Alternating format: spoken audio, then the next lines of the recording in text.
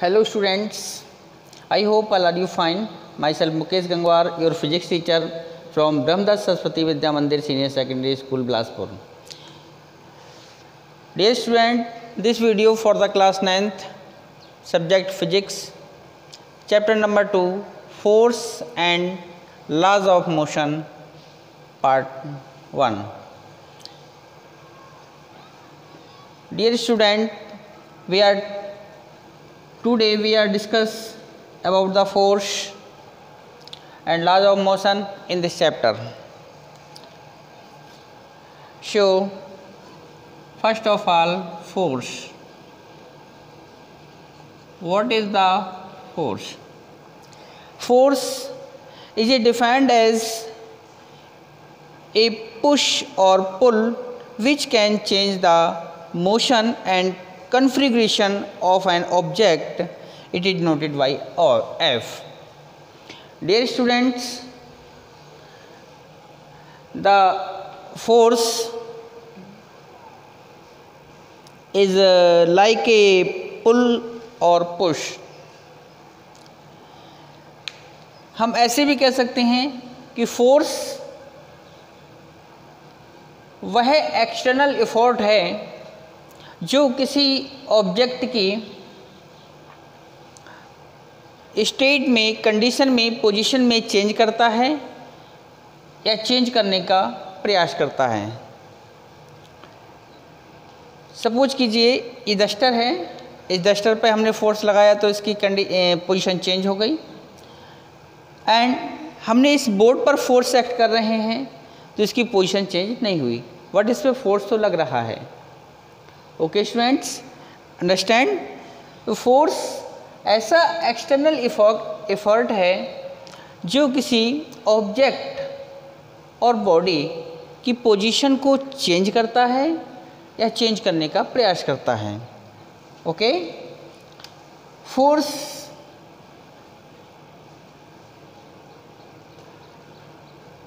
as a push or pull, as a push or pull which can change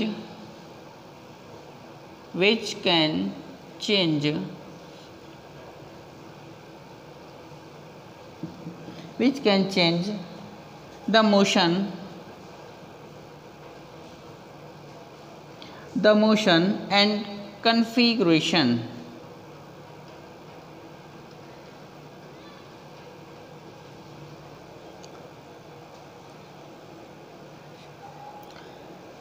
of an object.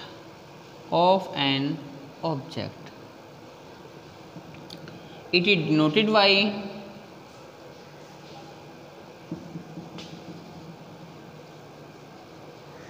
by capital F. Dear student, it is a vector quantity and SI unit. Quantity, it is a vector quantity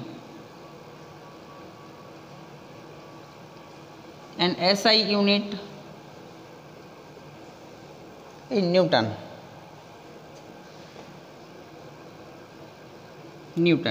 and CGS unit dyne. Okay students, this is the quality of a characteristic of a force. This is a vector quantity, SI unit is Newton, CGS unit is dyne. For example, when force change the state of rest of a body. जब कोई force किसी body की state को, position को change कर सकता है। Next, when force bring a moving object to rest. जब किसी मूविंग बॉडी पर फोर्स को अप्लाई करते हैं तो उसको रोक सकता है और रुकी हुई बॉडी को, रेस्ट में बॉडी को मूव कर सकता है। When force change the speed and direction of motion of a body. Force किसी बॉडी की स्पीड को और उसकी डायरेक्शन को चेंज कर सकता है। सपोज कीजिए आप बॉल आ रही है, बॉल को आपने हाथ लगाया, हाथ लगाने के बाद उसकी स्पीड चेंज हो जाती है और उसकी डायरेक्शन भी चेंज हो जाती है। ओके, जैसे एक क्रिकेट बैट्समैन बॉल को हिट करता है तो उसकी डायरेक्शन भी चेंज हो जाती है, उसकी और वेलोसिटी भी चेंज हो जाती है। When force change the shape of a body, force किसी बॉडी की शेप को भी चेंज कर सकता है। जैसे आप रबर बॉल है, उसको आप पुश कीजिए, उसकी शेप चेंज हो जाएगी और हटाइए सेम साइज में आ जाएगी, ओरिजिनल साइज में। स्प्रिंग को हम अगर पुश करते हैं, उस पर फोर्स लगाते हैं तो स्प्रिंग की लेंथ इंक्रीज हो जाती है और जब उसको हटा लेते हैं तो वो ओरिजिनल कंडीशन में आ जाता है। Force are the basically two types. Number 1 balanced force,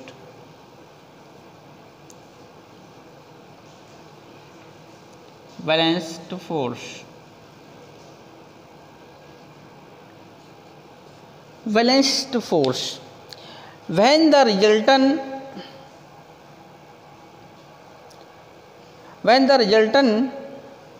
of a number of forces acting simultaneously on an object is zero, then the force are said to be balanced force। Suppose कीजिए हमने इस and पर equal and opposite force लगा रहे हैं तो इसका resultant zero हो गया, इसी को हम बैलेंस्ड फोर्स कहते हैं। when the resultant of a number of forces when the resultant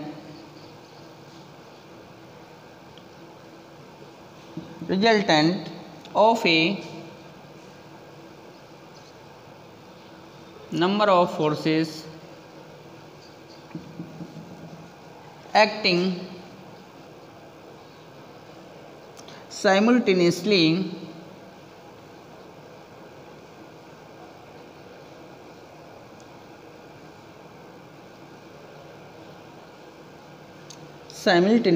simultaneously on an object is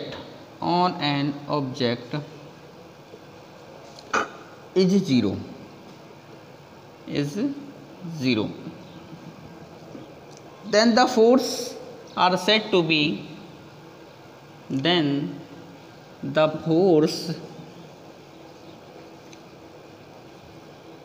said to be balanced force।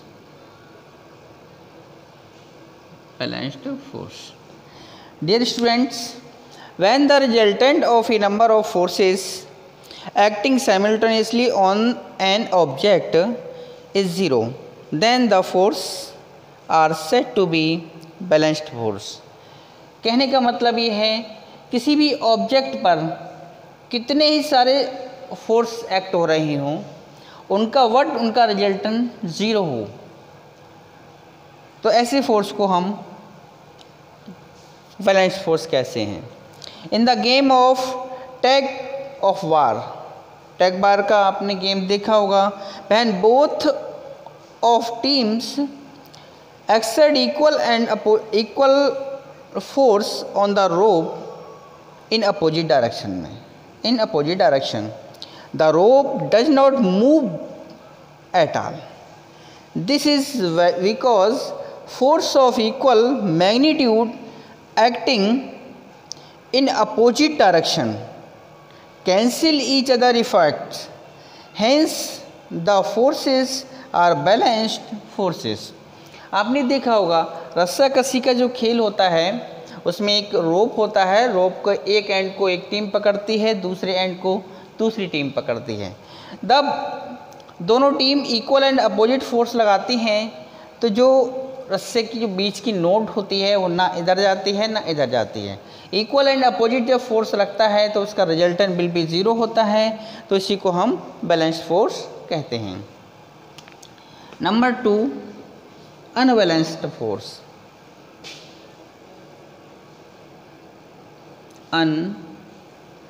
Balanced force. Unbalanced force, unbalanced force क्या होता है? When the resultant of a number of forces acting on an object is non zero, then the forces are said to be unbalanced force. When the resultant of a number of forces,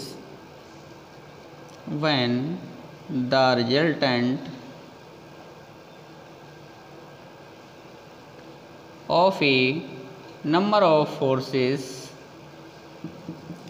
acting simultaneously on an object is non-zero, then the force are said to be unbalanced force, unbalanced forces. Okay students, when the resultant of a number of forces acting on a object is non-zero, then the forces are said to be unbalanced force. जब किसी body पर लगने वाले सभी forces का जो resultant हो वो जीरो ना हो, रिजल्टेंट हो वो ज़ीरो ना हो, तो ऐसे फोर्स को हम अनबैलेंस्ड फोर्स कहते हैं। अभी आपने प्रीवियस टॉपिक में टैग वार का खेल में आपने देखा, अब जब क्या होता है एक टीम अदर टीम से लार्ज ग्रेट फोर्स अप्लाई करती है तो वो उसकी ओर खिंचाते हैं, तो इसी को हम अनबैलेंस्ड फोर्स कहते हैं। जब तक वो बैलेंस्ड रहा तब तक वो नहीं खिंचे एक दूसरे की ओर। और second example, when the kick a football it rolls on the ground due to the force exerted by us, the force exerted by us is greater than friction between football and the ground. Greatly the wall slows down to the unbalanced frictional force between the wall and ground.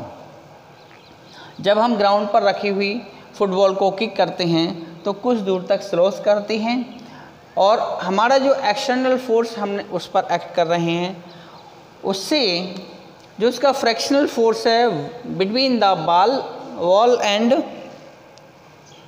Ground is greater, नहीं हो पाता है, balance नहीं कर पाता, इसलिए जो ball है वो वहाँ से हट जाता है। नेक्स्ट पॉइंट है resultant force.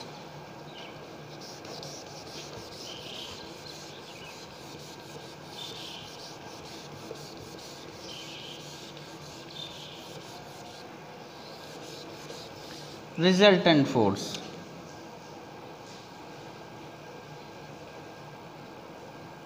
resultant force. Dear student, resultant force, when two or more forces act on a body in same or different directions, the overall effect of these forces on the body is known as resultant forces. So when two or more forces act on a body, acting on a body in same or different directions,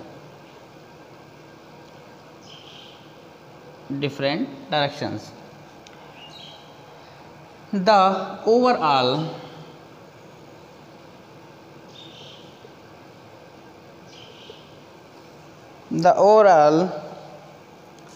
effect of the force of these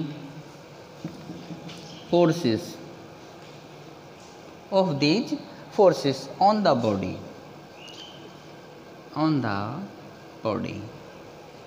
is known as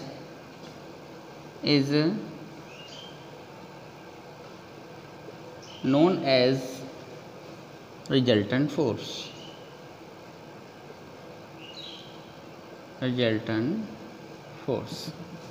Okay student, when two or more forces act on a body, जब किसी body पर 2 और 2 से अधिक force एक साथ same और different directions में अप्लाई होते हैं तो ओवरऑल जिनका इफ़ेक्ट निकल के आता है उसी को हम रिजल्टेंट फोर्स कहते हैं। And next topic,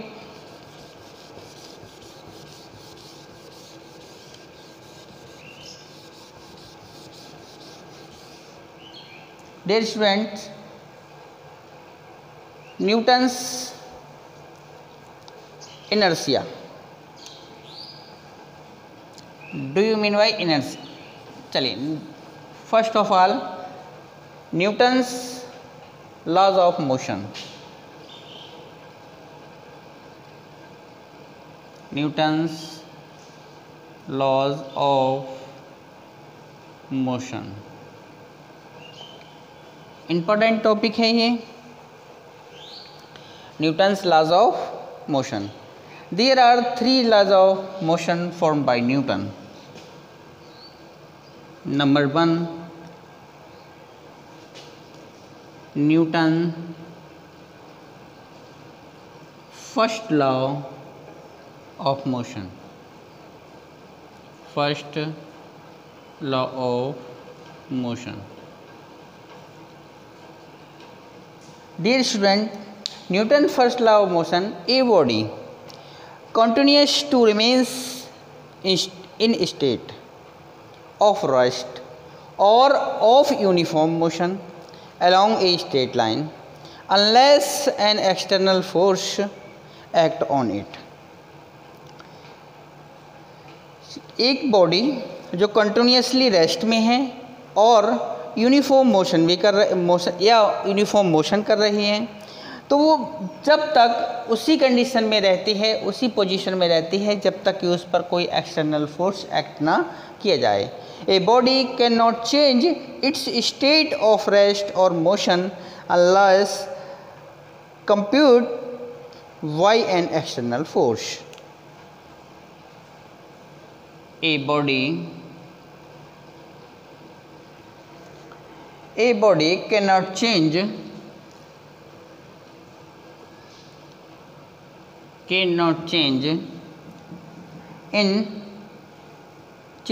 its state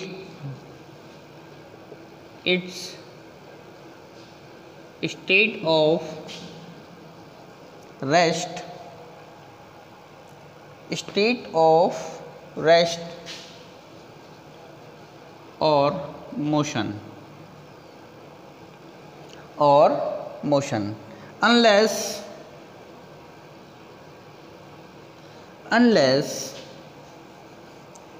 compelled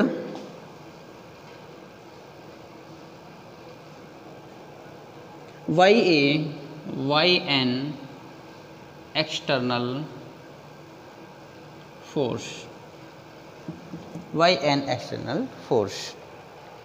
okay student, body, कोई भी body can not change its state, जब तक किसी बॉडी पर कोई भी एक्सटर्नल फोर्स अप्लाई ना किया जाए तब तक उसकी स्टेट में चेंज नहीं हो सकता।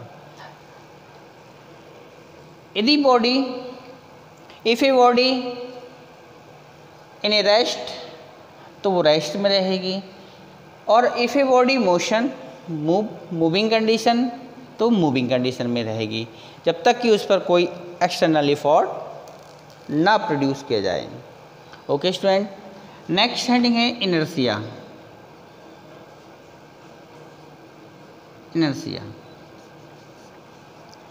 What is the inertia? Every body possesses a property by virtue of which it resists any change in its state of rest or uniform motion. This property is known as inertia of the body. और दूसरी definition भी हम कर सकते हैं इसकी. We can say easily the define the inertia. Inertia is an inherent property or the tendency of a body to oppose any change in its state of rest or of uniform motion in a particular direction. तो किसी body की ऐसी tendency, ऐसी property जो अपनी state में होने वाले चेंज का अपोज करती है, उसी को हम इनर्शिया कहते हैं. Inertia is N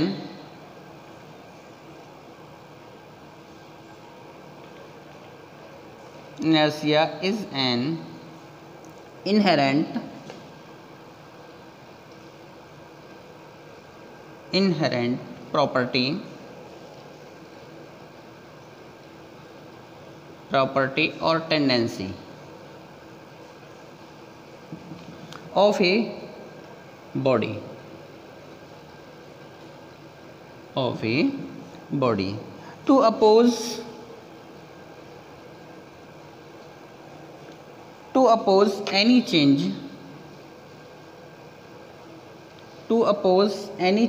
body to oppose any change in its state of rest or uniform motion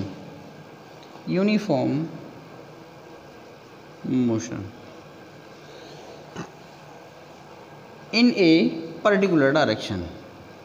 In a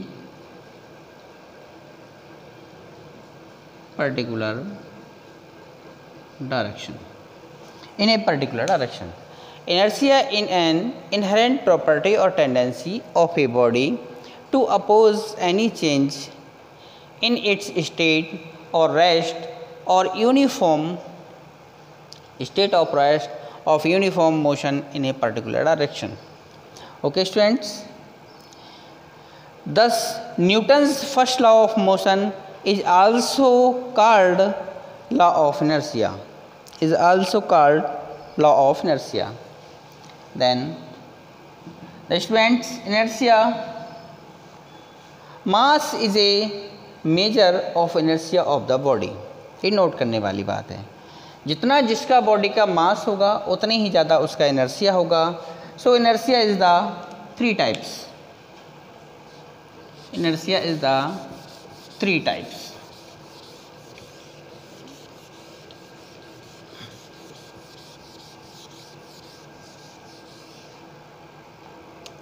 Inertia is the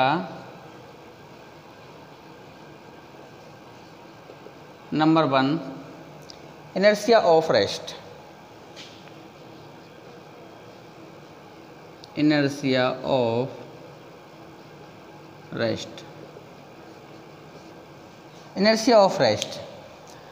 The tendency of a body to resist a change in its state of rest is called the inertia of rest. Inertia of rest एक body की ऐसी tendency है जो अपनी rest condition में change को oppose करती है. Then the tendency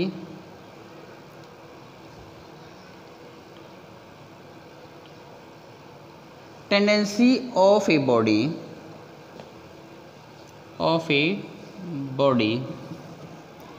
to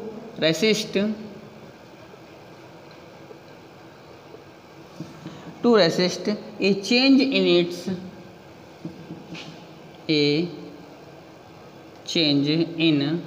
its state of rest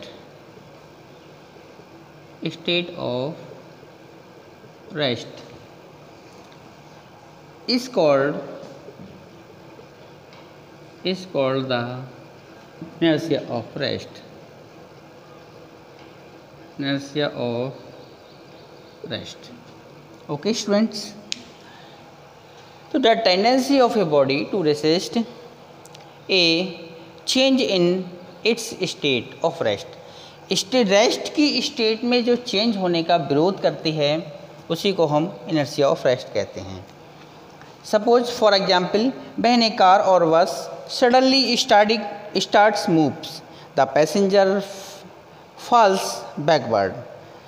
this happens due to the inertia of rest of the passenger. When the bus started moving, the lower bodies of the passenger get in state of motion while upper parts is still at rest, thus they fall backward. आपने देखा होगा जब कोई बस rest एकदम अचानक चलना start हो जाती है तो उसमें खड़े हुए जो यात्री होते हैं वो पीछे की ओर गिर जाते हैं, क्योंकि उनका जो नीचे की पार्ट होता है वो मूविंग में कंडीशन में आ जाता है और ऊपर का पार्ट इनर्शिया ऑफ रेस्ट के according due to the inertia of rest वो रेस्ट में रहना चाहता है, इसलिए वो पीछे की ओर गिर जाते हैं. आपने देखा होगा कि it is always dangerous to kick a heavy stone like a football. It has greater inertia of rest and does not move on being kicked. This hurt the foot of the person who kicks the stone. किसी भी stone को हम एक football को kick करते हैं वो आराम से मूव हो जाती है, हम एक स्टोन को किक करते हैं तो वो मूव नहीं होता है, क्योंकि उसका मास अधिक होता है, उसमें इनर्शिया ऑफ रेस्ट ग्रेट होता है. इसलिए जो किक करने वाला पर्सन होता है उसके पैर में चोट लगती है. आपने देखा होगा कि जब हम पेड़ की टहनी को इससे सक करते हैं, हिलाते हैं, तो उस पर लगे हुए फ्रूट नीचे गिर जाते हैं, क्योंकि टहनी को, ब्रांचेस को सक करने पर, हिलाने पर वो ब्रांच रेस्ट मूविंग हो जाती है और जो फ्रूट लगे होते हैं वो रेस्ट में होना चाहते हैं, इसलिए वो उससे अलग हो जाते हैं और नीचे गिर जाते हैं. आपने देखा होगा कोई कंबल है, कंबल को हम डंडे से पीटते हैं तो उसमें जो डस्ट पार्टिकल्स होते हैं कंबल से अलग निकल जाते हैं. ये सब due to the inertia of rest. Then number 2 students, inertia of motion. Number 2, inertia of motion. Inertia of motion, the tendency of a body to resist any change in its state of motion is known as inertia of motion. The tendency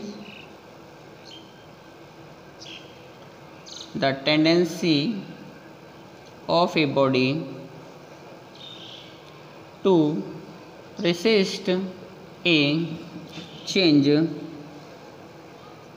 in its state of motion is called the inertia of motion. कोई भी body है वो motion कर रही है, motion करने को जो उसकी मूविंग कंडीशन है उसमें वो क्या करती है, अपोज करती है, उसी को हम इनर्शिया ऑफ मोशन कहते हैं. The tendency of a body of resist a change in its state of motion is called the inertia of motion.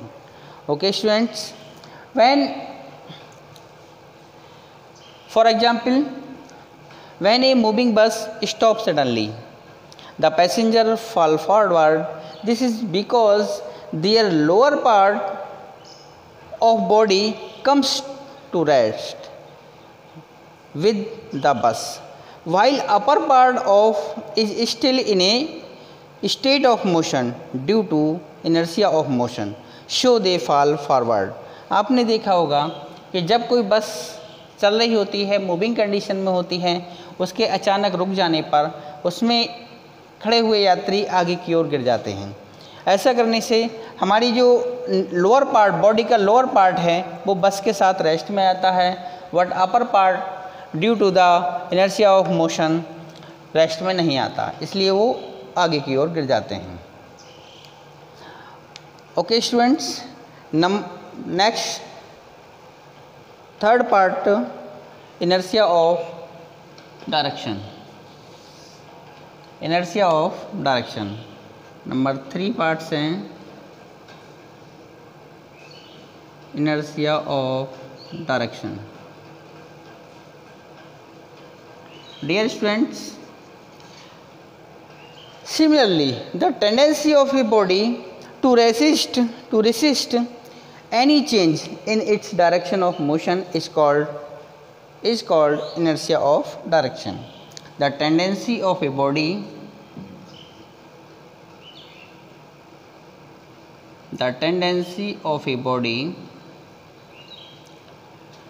to resist any change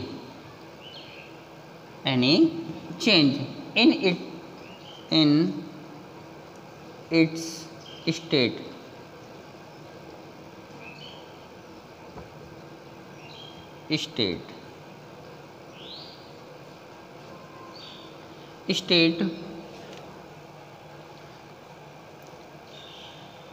any change to its states its हम ऐसे भी कह सकते हैं the tendency of a body to resist any change in its direction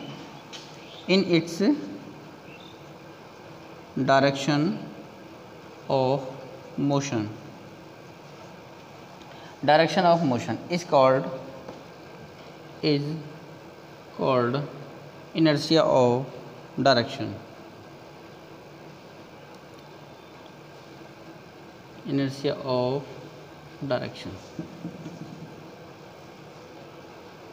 Inertia of direction. Okay students, rest में change होने का oppose करती है, रेसिस्ट करती है, तो inertia of rest.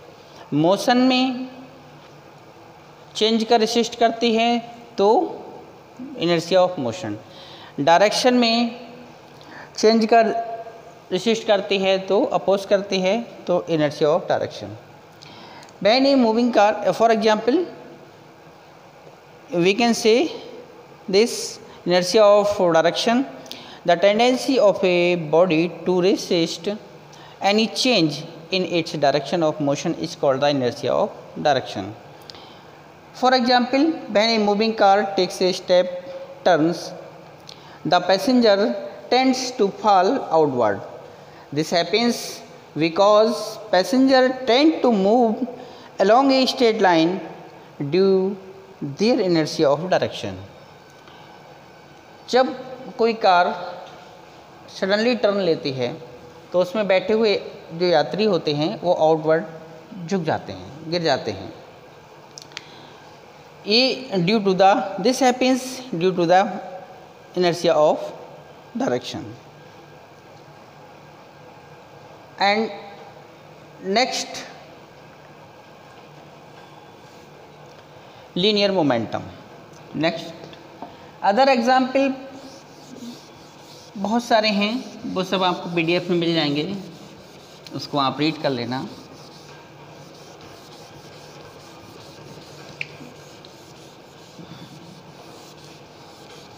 Next heading है linear momentum. Linear momentum. Dear student, the product of the mass and velocity of a body is called the linear momentum of that body. Suppose कीजिए एक body, let a body of mass m moving with velocity b, then the linear momentum of the body, we can say easily the product of mass and velocity of the body of the body is called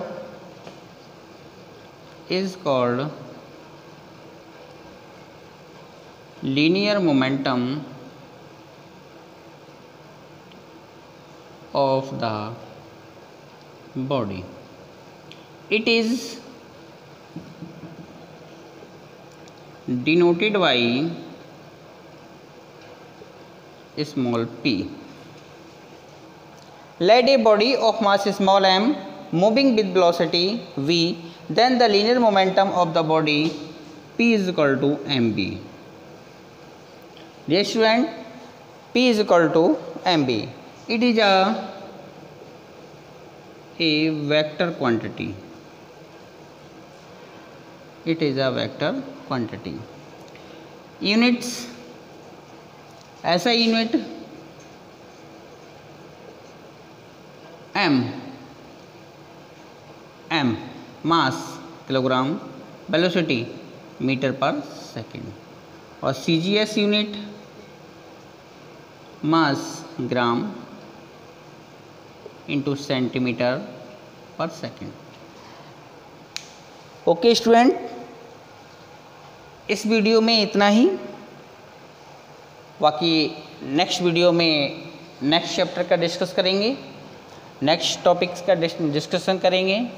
तब तक के लिए आप अपने घरों में सुरक्षित रहिए, स्वस्थ रहिए. अनावश्यक कार्यों, अनावश्यक बाहर मत निकलिए. जब कहीं बाहर जाना है तो सोशल डिस्टेंसिंग और मास्क, सैनिटाइज़र का यूज़ कीजिए.